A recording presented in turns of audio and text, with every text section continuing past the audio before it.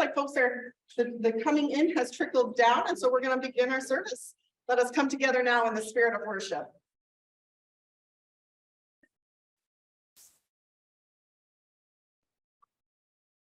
Yes. The Eucatarians. Hold on.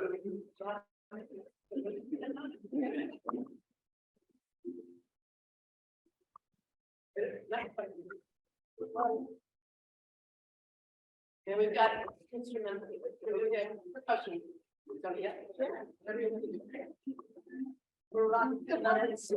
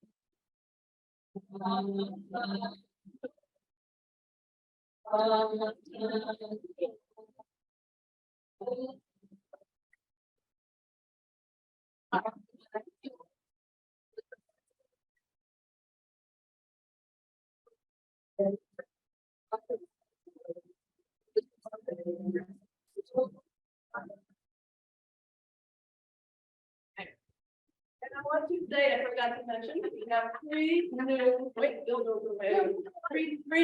ukulele players playing today. Three new ukulele players playing today, yesterday and this morning, how to play ukulele. As we begin, we would like to acknowledge that this service is being held by community that is gathering in multiple places, which include the stolen traditional lands of the Wabanaki, Indakini, and Pequawket people, and the Massachusetts, Nipmuc, Pawtucket, and Wampanoag people. We pay respects to those Indigenous peoples who lost their lives in the colonization of this land, and recognize that these Indigenous tribes are still today facing violations of sovereignty, territory, and water. We also give thanks for the earth we walk upon, the waters, the life-giving plants, and all the earth's creatures, as well as the wind, sun, and moon and stars, and recognize that this is just a first step in moving towards right relationship with Native peoples and the healing of the earth. Good morning. Good morning. And welcome to our service this morning, which is a gathering of the First Parish Church of Stowe and Acton and the Unitarian Universalist Church of Greater Lynn, broadcasting this morning from Ferry Beach in Maine, back to the folks in Stowe and to people all over the country. My name is Cindy Landrum, and I serve as minister of the First Parish Church of Stowe and Acton. If this is your first time here at Ferry Beach, we welcome you. If this is your first time at the church in Stowe, we welcome you. Please let us know you're with us if you're in Stowe by filling out one of our visitor information cards in the pews, or handing it to an usher, or to Meg Rivers Wright, our membership and welcoming coordinator, who is with us there this morning. Our minister and staff are listed on the first page of the order of service. I'm sorry for not also listing Lynn's minister and staff on the first page of the order of service, but ours are there. Please feel free to ask any of us for more information, and through the chat if you're online. Here in Maine, I think most of us are not new, but some of us are. And so if you have any questions about anything, please feel free to ask any one of us. For those in Stowe, please refer to the order of service for the masking policy there, or ask an usher and check with people you're talking to about their comfort levels. And if you'd like the large print order of service or a hymnal there, ask an usher, and our assisted listening devices work throughout the building. If you'd like to listen for another space for any reason. After the service, we do have coffee there in Fellowship Hall, and I think we have lunch shortly after the service here in Ferry Beach. But only the land. Only the land. Lunch is only the land. Lunch is only for Lynn. Not for Stowe. Okay, not for Stowe. That's what I was wondering. Got it. So also for Stowe members, I want to draw your attention to the announcements in the order of service. There were a couple that I announced right before the service that we wanted to particularly draw your attention to. And everyone, please take a moment and greet your neighbor.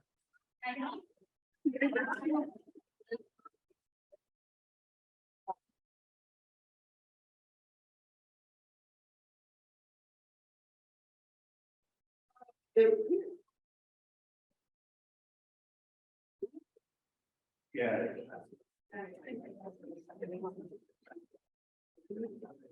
Good morning. I'm the Reverend Dr. Victoria Weinstein, the parish minister at the Unitarian Universalist Church of Greater Lynn, and someday I'll be able to do all that in one breath. It's wonderful to be here sharing this retreat time with all of you, and all of you, hi, on camera. Here are our opening words. Call from Beyond by Susan McGinn. From beyond the playful summer clouds, beyond the earth's thin blue line, from beyond the bright moon and meteor showers, we hear the call to look and listen carefully, to turn away from a world that buys and sells happiness, to fully experience the luring whisper of your heart's truth. Why not today? Why not now?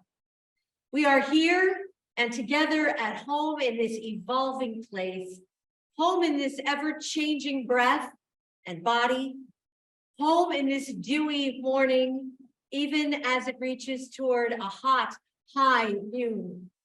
We hear the call from far beyond and deep within, and we do not hear it alone. Come, let us worship together.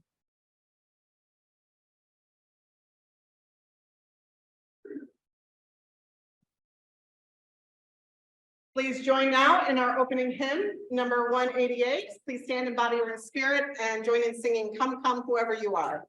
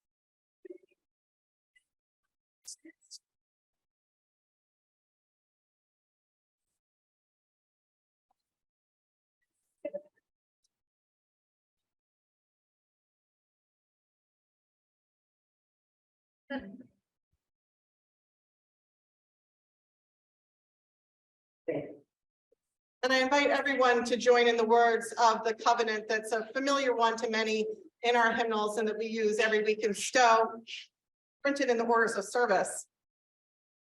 Love is the spirit of this church and service its law. This is our great covenant, to dwell together in peace, to seek the truth in love, and to help one another.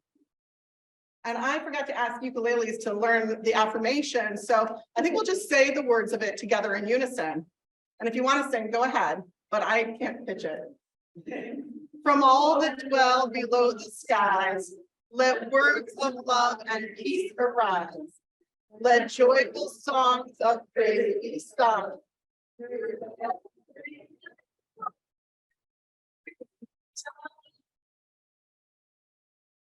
Thank you.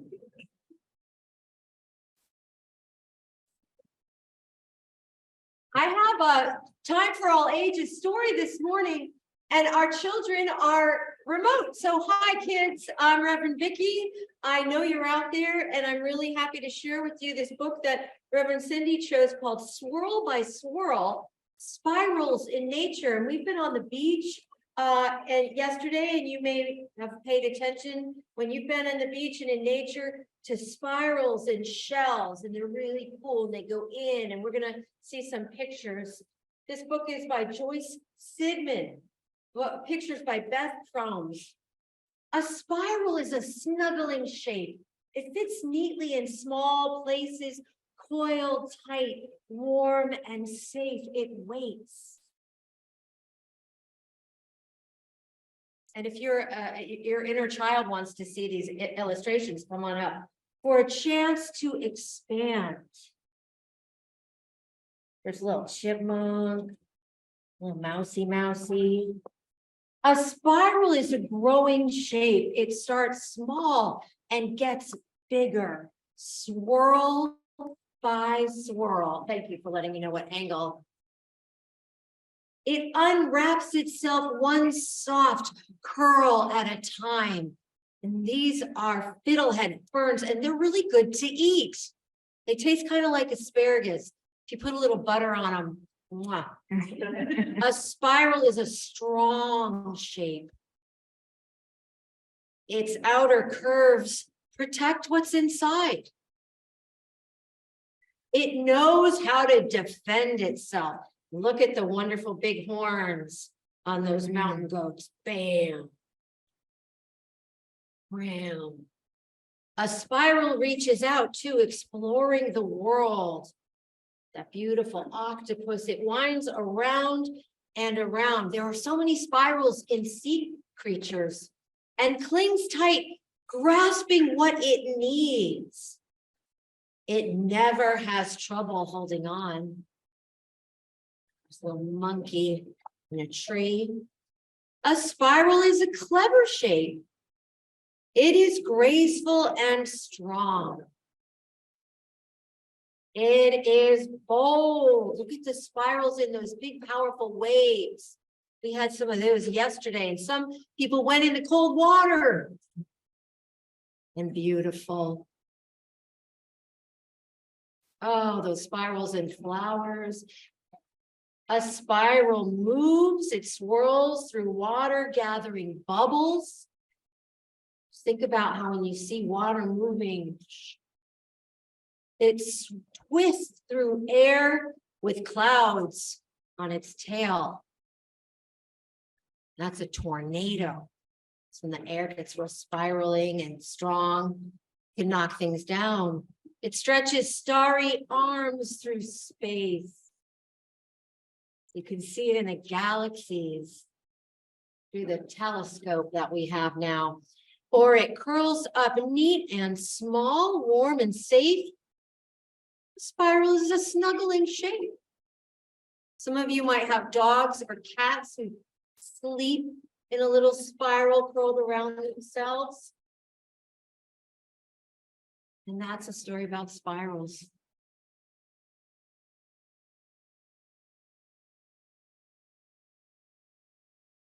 Thank you. You're welcome.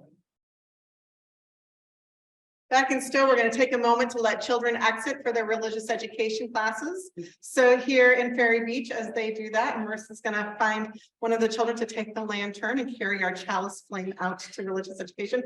We're going to take another minute to greet your neighbor again here, to sign right in the Joys and Sorrows book if you want to have a joy or sorrow read.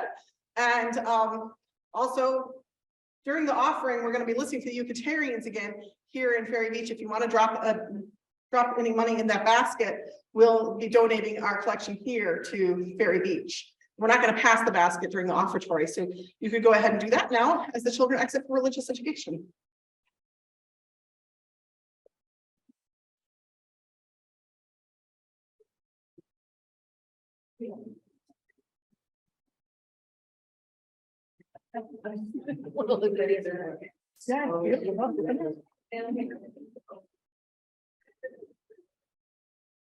And I looked it up, but I, one of them, like Blackbird in Massachusetts. And we want to share some joys and sorrows that we've received by email and that people have written down. The first thing I want to do is begin though with a big thank you here for the kitchen staff in particular. Let's give them a round of applause.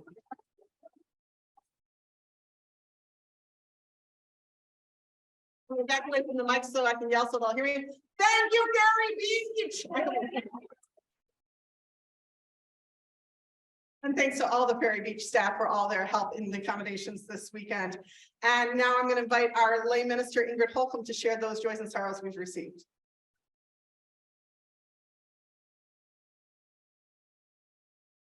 Just pause for a moment to hold all that we've heard to recognize the ways that we are bound in community and with the holy that sustains and connects us all.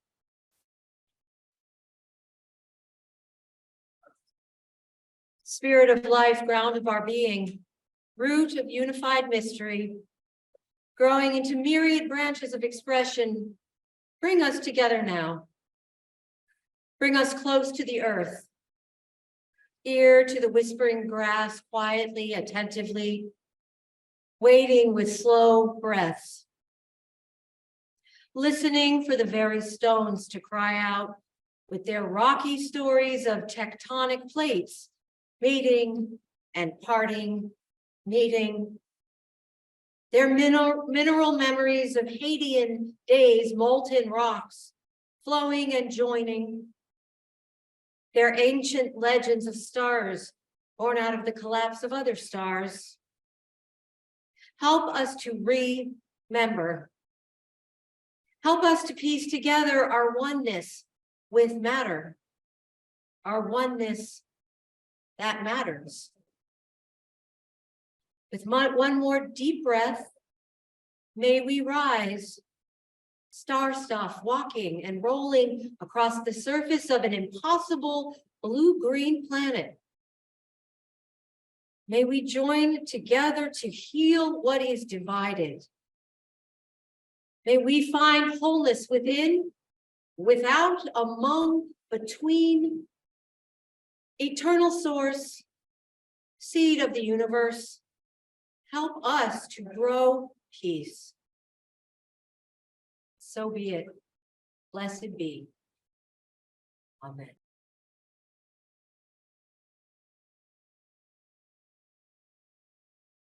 This reading is by Eve Ensler, who goes now by the name V, a playwright and eco-activist, addressed to the earth. I am made of dirt and grit and stars and river, skin, bone, leaf, whiskers, and claws. I am a part of you, of this, nothing more or less.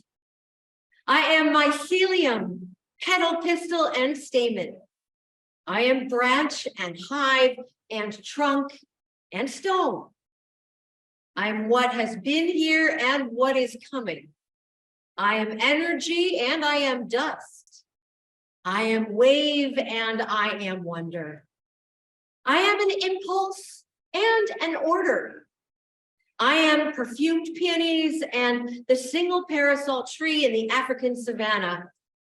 I am lavender, dandelion, daisy, dahlia, cosmos, chrysanthemum, pansy, bleeding heart, and rose.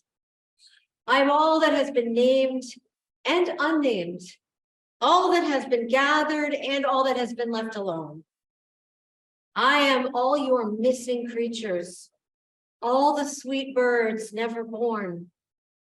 I am daughter, I am caretaker, I am fierce defender, I am griever, I am bandit, I am baby, I am supplicant, I am here now, mother, I am yours, I am yours, I am yours.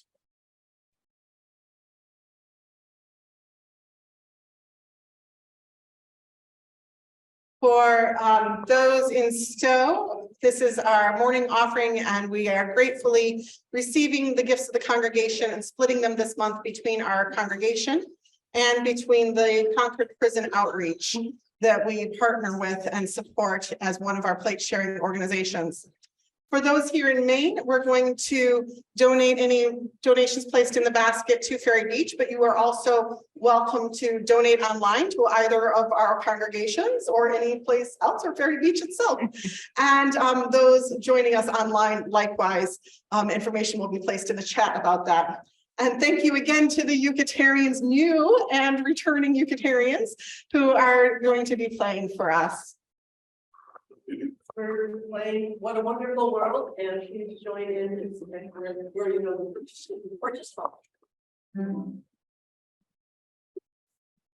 I see trees of green, red roses too. I see them bloom for me and for you. And I think to myself, what a wonderful world.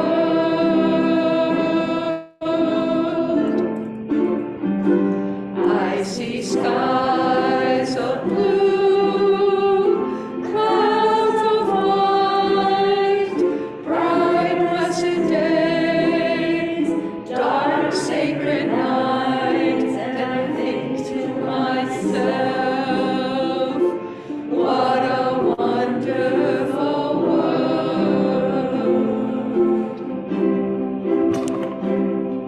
The colors of the rainbow, so pretty in the sky, are also on the faces of people going by. I see friends shaking hands, saying, how do you do?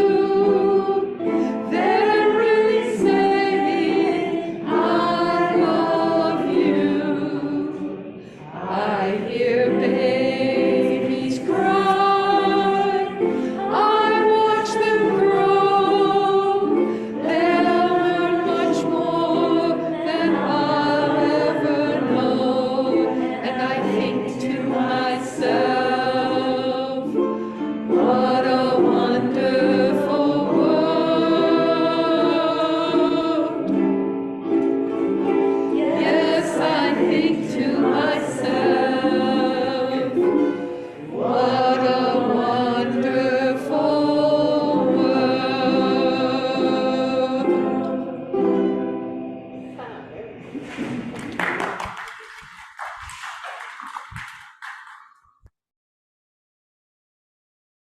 Good morning again. When I think back on my most spiritual experiences of my whole lifetime, most of my most spiritual experiences happen out in nature, or in one case, very close to nature. But what's even stranger is that most of my most spiritual experiences of my entire life happened at Unitarian Universalist camp settings. So I'm going to tell you about a few of them. When I was in high school, I spent a week at the Continental Youth Conference that we called ConCon back in that day. And every year it was in a different campground across the United States and Canada, which at that point were one association. And so one Unitarian association, not one country. So I went to the ConCon in Montreal, and it was the only year I went. And one day we were divided amongst our touch groups, they called them, our little covenant groups of the UU camp setting. And we were told to go find a space and create an altar in nature. My group walked around until we found a nice flat spot of land behind a building. And we took some different colors of earth and some different fallen leaves and some stones and some twigs. And we drew a chalice on that flat spot of earth and put some special things that we found, special things from nature around it. And then we realized, after we had done this, that the reason that part of the earth was so flat and so green was because we had built our altar on a septic tank. It was humorous, it was ridiculous, and it was also strangely really spiritual. This coming together of the ironic and absurd and the sacred all in one moment. That wasn't the most spiritual moment of ConCon that year. And the most spiritual one was one that I recently told our member in Stowe, Lindsay Lapointe, about. Lindsay is doing a documentary about the Young Religious Unitarian Universalist movement, the YRUU movement, YRUU, which was the youth movement of Unitarian Universalism during the time I grew up, all the way up until the time she grew up. And so I was telling her about this experience, and it turns out she had heard this story before, several times, I think. because it was such a moving moment that it lived in legacy among the youth. I didn't know that because I wasn't that connected in. I only went to ConCon once, but this moment stayed with me for a lifetime. So we were in Montreal and it was worship time, and we went down to a building that hung out over the lake. And we got into this room. In my memory, it was dark. And we were told that the worship service was going to be a little bit different. Some of you may envy this at the moment I tell you, because it was going to consist of playing one single note and then seeing what happened. So we sat down, somebody played a single note on the guitar. That was all that was planned. And we hummed along. And then we started developing a melody. It came out and a rhythm developed. And then a word, and the word was freedom. And we sang it over again, freedom, freedom, freedom. And the melody developed further, and then rhythm developed, and we were stomping and we were clapping. And then people rose up and they were whirling around in this little building that was shaking over the lake. And then the worship started dying down. We started sitting down, the drumming stopped, the words drifted off, and we were humming. And then one note was played on the guitar and worship was over. Another teen by the name of E. Peterson wrote a poem about it in the newsletter that went out to UU teens in those days, Synapse. Here's their words. You remember Synapse? Yes. We sat, and Brother Jaco started it in the key of E. It built slowly like a stream flowing off the mountain, flowing faster with each new voice, ever changing. And for some, it stopped being a song about freedom. It was the song of our soul. And the song changed, and the river ran on. And someone started dancing because the song overtook him. And he sang, and he danced, and he wasn't alone. We were like droplets of water, all different, but all part of the flowing river, and we sang of our spirits together. And then we sat, and the guitar players ended it in the key of E. And when I told this story to Lindsay, she said that she had heard it from another person who actually turned out to be someone from my youth group who was there the same weekend. And that person had connected it to Jack Tenhove, who's a UU minister who was part of my seminary years. And then he was minister in residence when I spent a semester at Starr King in Berkeley. And I called Jacko up after I heard this and I talked to him about it. And he remembered the moment vividly and told me about the building and how it was shaking, how he got kind of in trouble about it because worship was not supposed to be quite that vigorous and the building was old, but we survived. An experience like that, not out in nature, but deeply connected to it, can last a lifetime. And then one more experience, this one not as a youth, but as an adult. It was October of 2003. And I was at the Unitarian Universalist camp, Row Camp, out in Western Massachusetts. You all been to Row Camp? Go sometime. I was there for a minister study group, and after the meetings were all done, and before I left, I decided to take a walk and try to find a statue of the goddess that I had heard about that was up in the woods a bit above the cabins. So I hiked up above some cabins in the direction I had been pointed, and I found her there, covered in snow, not looking at all like I expected. I thought I would be able to crawl into the arms of the goddess and just sit there, but with the snow and everything, it just wasn't what I expected. So I stayed a few moments, and I turned around and I walked back. And then on the path, I stopped and I prayed.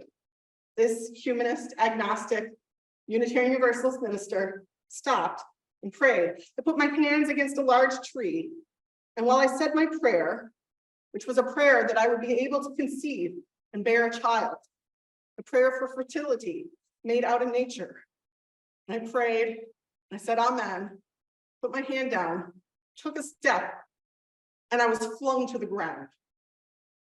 Not tripped, I did not trip. I was pushed. Somehow I felt pushed to the earth.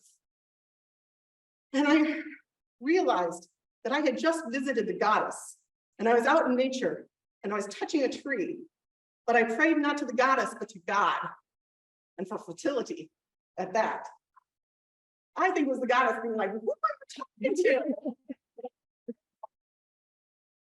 Chastened, feeling a little silly about the whole experience, and not sure what this meant about my prayer for fertility. Confused, wondering, alarmed, scared, not sure what had happened, not sure what to believe about what happened.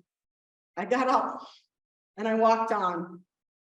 The whole experience was puzzling and stayed with me for days, months, years. So these spiritual experiences that I've had, all in UU camp settings, are all really different. One silly, making art on a septic tank. One deeply resonant that has stayed with me and informed my ministry for a lifetime. One deeply personal, confusing me about my own spiritual beliefs, puzzling, mysterious.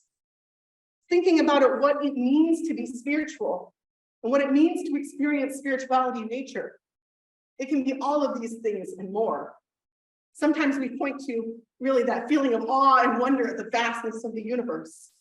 But in truth, it can be a lot of things: awe-filled, peaceful, puzzling, even funny, silly.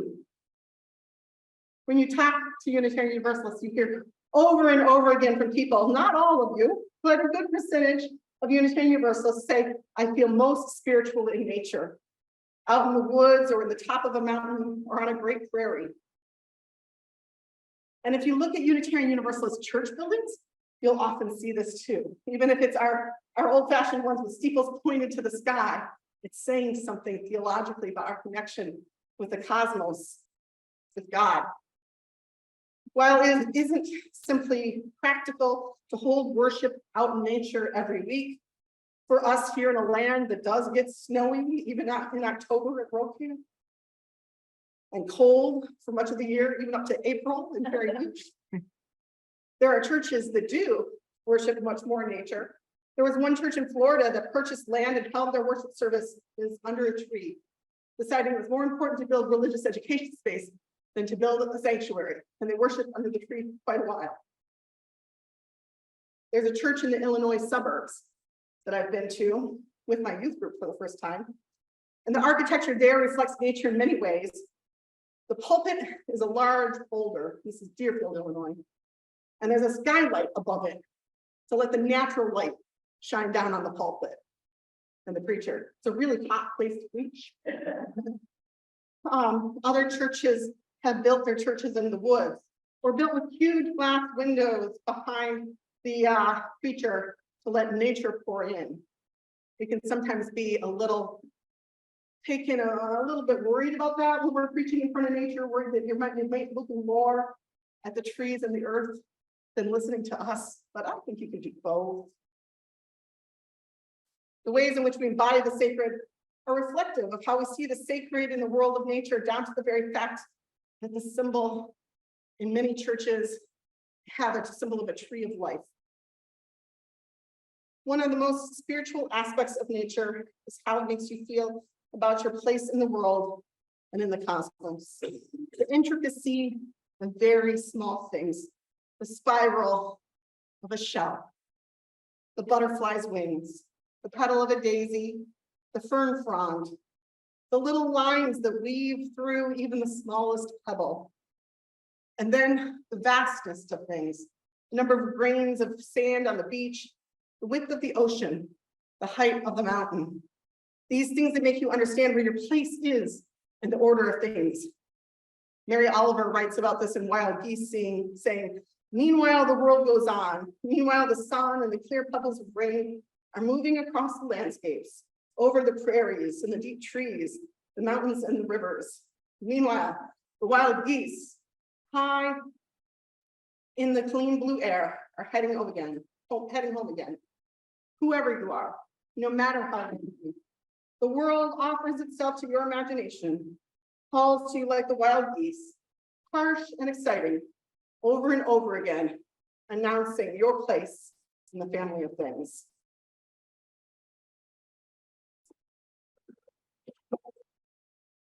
I'm going to sit for a moment. Can you all still see me? When I get personal, I get shaky. I just told you the most spiritual moments of my life. Another connection between nature and the spirit can be found in solitude, in the quiet, in the or in the noise of the natural world. Part of being in nature is also about the connection between our physical bodies and the physical world. Thoreau writes about this in Walden. In Solitude, he says, "This is such a delicious evening when the whole body is one sense and imbibes delight through every pore. I go and I come with a strange liberty in nature, a part of herself. As I walk along the stony shore of the pond in my shirt sleeves, though it is cool as well as cloud and windy, I see nothing special to attract me. All the elements are unusually congenial to me. The bullfrogs trump to usher in the night, and the note of the whippoorwill is borne on the rippling wind from over the water." He continues, "Sympathy with the fluttering alder and the poplar leaves almost takes my breath away. Yet, like the lake, my serenity is rippled but not ruffled. These small waves raised by the evening wind are as remote from storm as the smooth reflecting surface. Though it is now dark, the mind still blows and roars in the woods. The waves still dash, and some creatures lull the rest with their notes." So feeling vastness, feeling personally connected, feeling peace and solitude.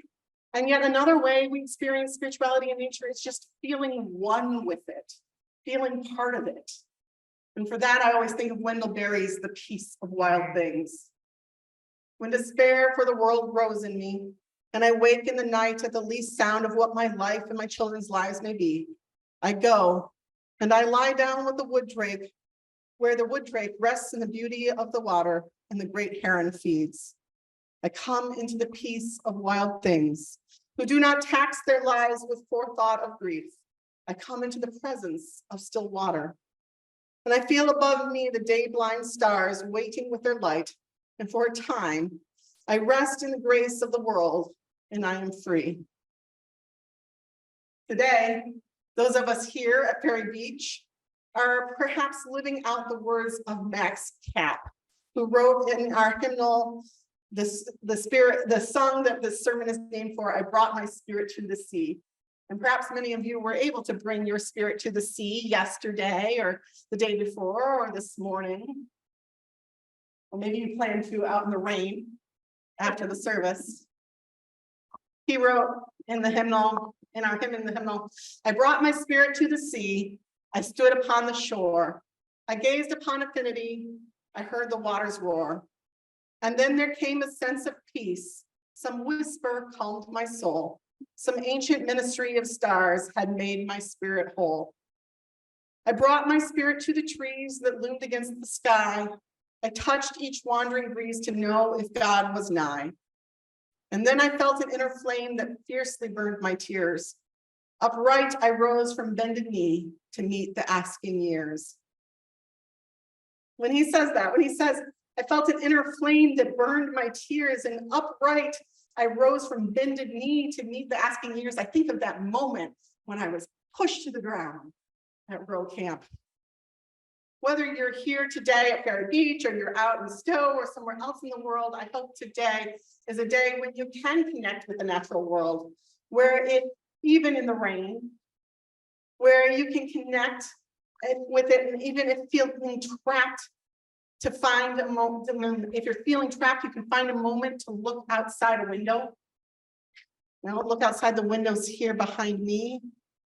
Or to, if you're housebound, hold a small leaf or a pebble if you can find one in your hand. Or close your eyes and imagine yourself in the most beautiful place you can think of. Perry Beach, Row Camp, a lake in Montreal, wherever that is for you. And bring your spirit to the sea, in body or in spirit, for a moment, and rest in the grace of the world. May it be so.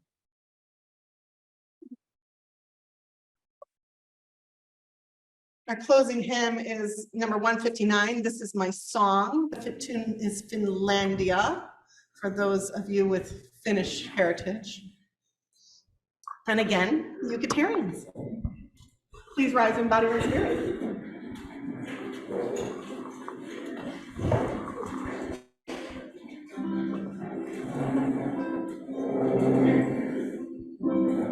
This is my song, O God of all the nations, a song of peace for lands afar and wide.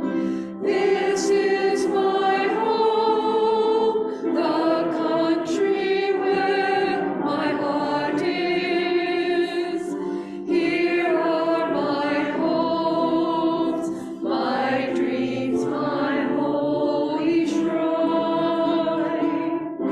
But other hearts in other lands are beating with hopes and dreams as true and high as mine.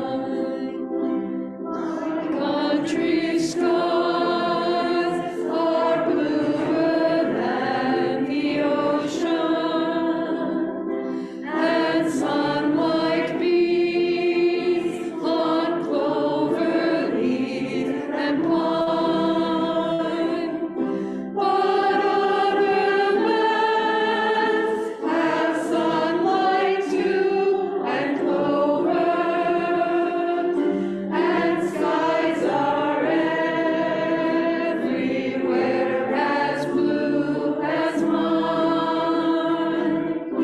Oh, hear my song, thou God of all the nations, a song of peace for their land and for mine. Let us go now into the spring and sun-washed light of the blossoming world.